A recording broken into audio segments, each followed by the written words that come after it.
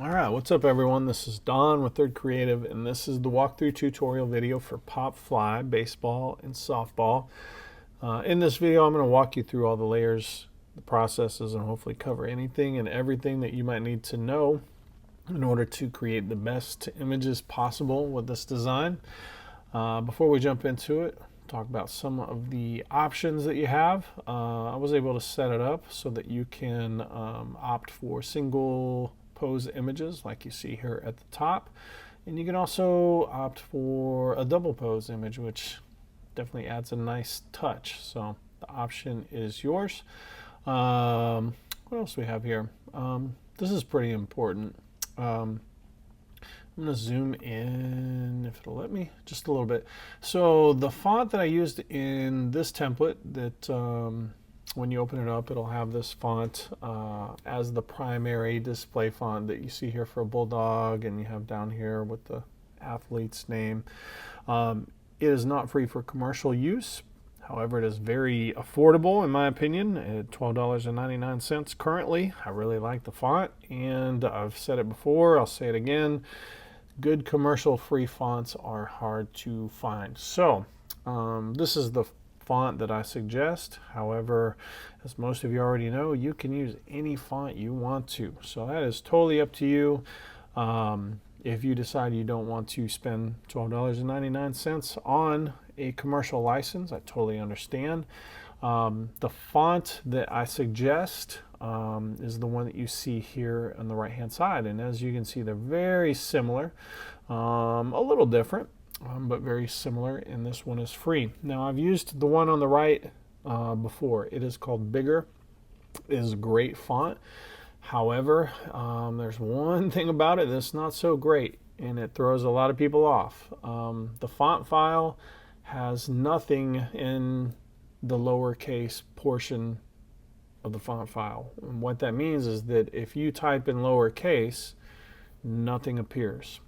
So I won't say there's never a time where you should be typing in lowercase, but this is a display font that really should be uppercase anyways. So if you run into that, just make sure you hold down shift, you put on caps lock, totally up to you. But if you run into that, that is why. So please be advised. Here we can see, we've already talked about it, hit a single or a double. Single image, double image. Double images look really nice. You can show feet, or you can use a gradient mask to hide the feet if you want to. I have one example of that. There is built-in layer options that are specific to softball and baseball. So if I zoom in here, obviously you can see we've got this softball that's kind of coming over, or the appearance of coming over the text or the team name. So those are two sport-specific layer options that you'll have to choose from. Softball fields have a dirt infield, and typically baseball fields have a grass infield. So there's specific layers that you can turn on and off depending on which sport. And then the last thing is this outline of home plate. It's very similar, but softball is a little bit different to baseball, and so you can see the one on the right is for baseball, the one on the left is for softball. So we've got those options. Here are just some of the sample images. Just as you can see, this is a very vibrant, colorful, impactful design, I guess you would say. Colors just pop. And I made a few images here. This is one where you can see that a gradient mask can hide the feet. So if you don't want to do ground shadows, I've got you covered.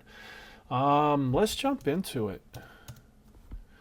Here we have the 2x3 vertical file. Just keep in mind that everything that I go over pretty much is consistent across the board, no matter what file you're working with. Some of them have their own little unique intricacies, but for the most part, it's standard across the board. I'm going to start at the bottom like I like to do, and we're going to open up this background layers folder. I'm going to see what we have in here. So if we go all the way down, we've got our softball field option. It's turned on by default. If I turn it off, you can see we lose a lot. It has a blur gallery, which is field blur, and basically it makes it more blurry towards the dugout and less blurry towards the ground near her knee. And that is just an effect that I added just to give the appearance of kind of depth of field. If you turn it off, you can do that. It just gets a lot sharper, and that looks good. So maybe you like that better. You can turn that off if you want to. Hue saturation layer that I have on here. Now that I'm turning it back on, it's got to think. There we go. I'm going to open up the hue saturation. I've boosted the saturation quite a bit, and I think I might have even played around with the blues. Maybe not. Honestly, I can't even remember. No, I didn't. So it's just straight saturation. You can increase or decrease. You can get carried away, so just be careful there. But that's pretty much it. You probably will just be able to leave that alone. The next layer is the baseball infield option, and so if you turn it on, it just turns that infield into grass. Very simple. And it does have the same blur gallery.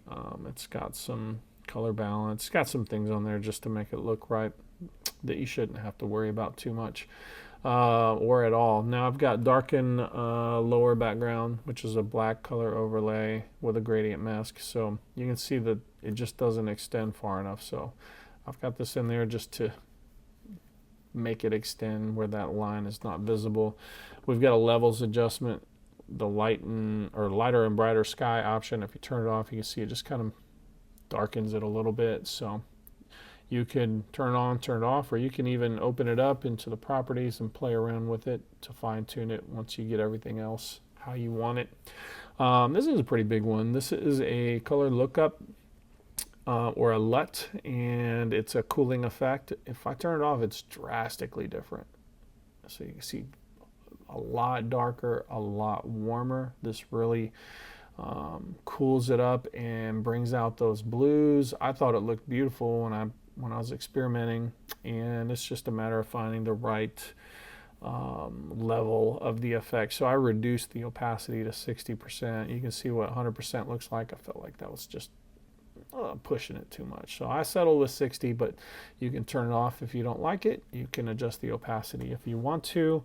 And those two things are things you're going to hear me say quite a bit because it applies to so many different options and layers in all of my designs. The next one is the option to colorize the background completely. So if you turn it on, you can see it makes everything orange. Now, it doesn't look too good, and that's because this color lookup and this feature, they don't work together too well. So if you go with a colorize background option, you might want to turn off this layer below it, the cooling effect. That looks a lot better. Now, to control the colors or customize the colors, you may not have your properties just automatically show up here like I do. So if you double click it, it may pop up a window out like this. Otherwise, you should see it somewhere, and if you don't see it at all, I think what do you got to do? You got to come up to, window, and just make sure you have properties selected, something like that. But really, first step is just to find the hue that you're looking for. And so you can find the general hue. Maybe you want like kind of a purplish. Now, you can fine tune it from here. If it's way too saturated, you can go down to this saturation slider. You can bring it down, fine tune it. If you need it a little lighter, you can use this to lighten or darken, but I usually would use curves or levels to adjust that. But you get the idea. That's how you would adjust the color and fine tune it to your liking. I'm going to turn that off, and I'm going to turn this one back on. The next thing we have is the darken, the lower, it says lower grass. Now it would be grass if we have this turn on, but you get the idea. But it's an exposure adjustment layer, so you can turn it off and you see it brightens things up quite a bit. Or if you want to fine tune it, it's an exposure adjustment layer, so double click it to get your properties. Go left for darker, right for lighter. You can get whatever you think is the sweet spot. And that is it for the background layers. Moving right along, we have our upper text layers, and similar to my previous design, which was kind of the inspiration for this one, the previous one called Vantage had this same setup where we have our text layers up at the top, and I put a gradient mask up here. You can barely see it on there, but there's a little bit of black. But if I were to hold down Shift and click on it to deactivate it, you can see what happens. It just brightens everything up. If I turn it on, you can see it just kind of darkens. Almost like a shadow's being cast on it, or it's just fading into darkness. So it's up to you on if you want to leave that on or not. It does have a drop shadow that applies to everything that's inside this folder, which you can turn off. It's just if you need it to stand out just a little bit more, depending on the colors you're going for or going with. And anytime you have a drop shadow adjustment layer like this, or layer style, I should say, you can double click the word drop shadow to get this pulled up, and you can play around with the opacity, the distance, the size, the spread. You can always adjust it to your liking if you need to. But inside we've got our year. Turn that off. You see I tucked that nice and neat right there. That was a good spot for it. But what if you don't have a G right there and that doesn't work? You're probably going to have to move it. And so I use my move tool. I make sure this layer is selected, and you can even zoom in since it's kind of small. Click on one of these side anchors to activate it, and then click inside anywhere, and you can move it and put it anywhere you want to. You could even, I hold down Shift to maintain proportions, scale it up or down. It can overlap as long as there's enough contrast. This is where you get to channel your inner designer and make it work. It also doesn't have to be the year. You could put the year, somewhere else. It could be down here in this subtext that's at the bottom. You could turn it off, or you can have it say something else. We also have lady, which obviously isn't going to apply to everything. So if you don't need that, you can turn it off. But maybe that's where you want the year. Maybe it's not lady. You turn the year off, and maybe you can type in 2026 here instead. So you're in full control. It's all up to you on how you want to navigate that. Most of you already know how to change text. Double clicking on the icon here, which maybe we'll use the sport, and let's go with team name instead, and you just type over it.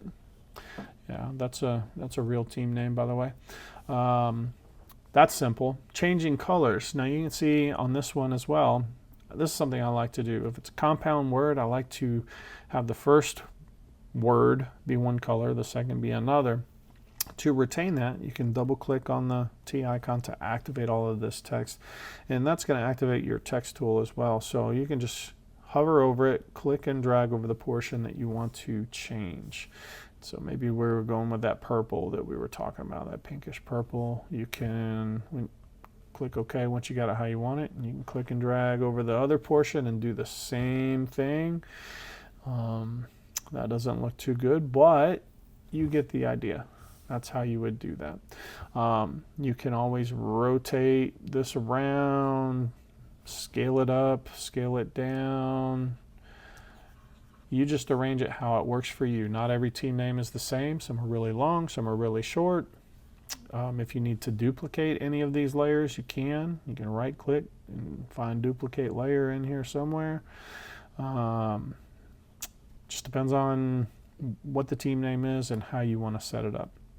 So you have that freedom. Sport down here, softball, I like to, there's no neon yellow in this team's colors, but it's softball, and I do this with tennis too. I like to incorporate that neon yellow, especially in this one. This is like I said, a vibrant, vivid background, and that neon yellow just pops when you look at it. It just helps. It doesn't always work, but something I like to do for softball. But you can, of course, type over this, change it to baseball, and then change it to any color. That's a terrible option to choose, but you get the idea. It's all pretty simple. There is a paper texture that is applied that you can barely see. It's pretty subtle, but there it is. and it is clipped so that it will only apply to those text layers in this folder.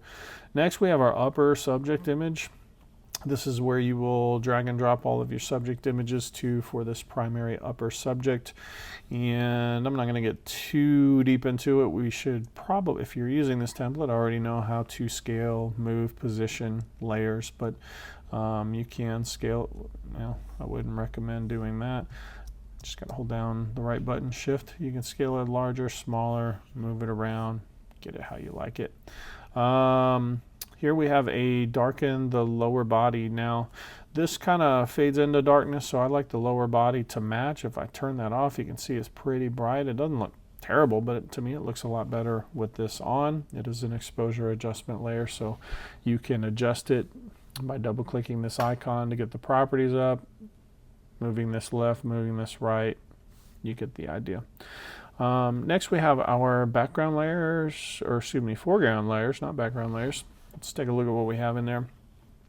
Here's where we have another option for baseball versus softball. So I've got softball in yellow, and that's this home plate lines. You can turn that off and turn this on if you want. Baseball, both of them have a color overlay, which we've already covered on how to change the color on those. So make sure that you select the one for the appropriate sport. But next I have these folders here, and basically it's these three colors. We've got this first one is this top left color, which I have neon yellow, kind of matching this softball. They all have color overlays, so they're all changed the same way. I like to use white a lot up there. This one is the bottom right, so if I turn it off, you can see that. In fact, sometimes you may want to turn that off. There is one sample image where I did that. You can see they're right next to each other. This is on, this is off. This is the same school, softball versus baseball. Just another creative option that you have. We'll turn that back on. And this one is the big one that goes behind this left subject. If I turn it off, you can see what happens there. This one, if I zoom out, it's pretty big, but you could, if you felt the need, play around. Well, you get to that, it doesn't look good, but you got some options here. You can scale it down. You can play around with it if you feel the need to. More than likely, you're going to leave it just like it is and only change the color. And that's it for the foreground layers. Keeping it moving. What do we have here? We've got streaking ball options. Okay, so this is another sport-specific option. Again, I've got gray and yellow. If you're working with softball, leave that on. If you're working with baseball, turn this one on.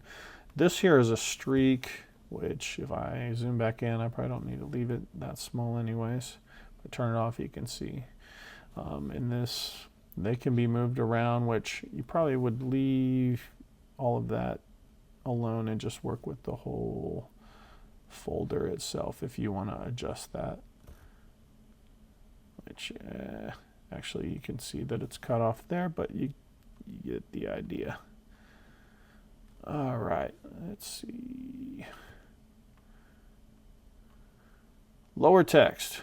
Lower text, we've got double image and single image options. So I didn't necessarily have to set them up separately, but I wanted to make it a little easier for you. So let's say you are doing a single image, you would turn that off and you would turn this on. It's just a little bigger and it's more centered, but it's pretty much the same exact thing. So you can always easily just scale that. So just try to do anything I can to make it simple and easy to do and to understand. So they're both the same. We'll just look at one. You've got your subject name. We already talked about different colors. We already talked about changing text.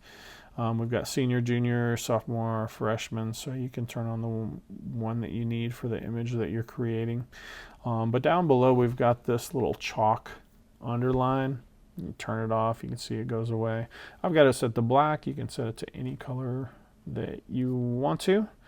In fact, if you want to, you can click on, this is one that's forgiving. So if you click on one of these anchor points to activate it, you can click on the side. If you want it real thick, you can click on this side and drag it out. You can really play with it It just depends on if you feel the need to, or if it'll make your image look better or not. Same thing applies to this one, so we don't need to go into that. This is a sample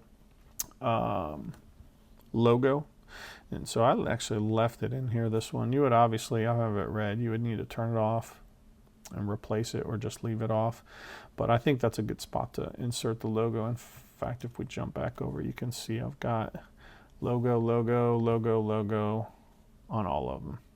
So if you don't have a logo, no big deal, just turn it off and leave it, and you can adjust this text that's down here. I have these brackets in here, so if you double click on the T to activate it, what you might consider doing is only highlighting the part you want to change, which you would type over, repeat here. If you don't need this one, you could delete it, but you get the idea. And then of course changing the color on any text layer is very simple. You've got it up here in your properties, you've got it in your character, you've got it in your contextual toolbar, and then if you activate the text, you'll even see it up here. So very easy to do. We'll turn that off. There is a paper texture that is clipped to all of this, so it darkens it up a little bit, but if you zoom in a little bit, you can see we've got this paper texture that we're working with. Last but not least, we have our lower subject, and so we've got an option for hiding feet. So if I turn this one off, turn this one on, it's got a gradient mask. Now I don't think we've really talked about this in this video yet. I've been trying to touch on it in every video. You may need to adjust this. So if you need to adjust this, you would select the layer mask, so not the layer but the layer mask. You see how it now highlighted. Come up here to your gradient tool. Make sure that you have black to white or white to black. So if you got something weird like that, make sure you got black to white or white to black. Now you can, I'm going to do it backwards. I always do it backwards. So if you do it backwards, just start over, click and drag. You see I'm doing it at an angle, and that's because these lines come into play. So you either want to start below this line, do something like that, or you want to bring it up above and do something like that.